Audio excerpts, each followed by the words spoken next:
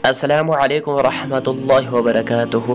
मुहतरम नाज़रीन व सामीन, हमने इस पिछली वीडियो में आप लोगों को बतला दिया था कि अगर किसी औरत को बच्चा पैदा होने के बाद दूध में कमी की वजह से परेशानी होती हो, उसके लिए हमने आयत मुबारक का तावीज़ बतला दिया था और नक्श बतला दिया था।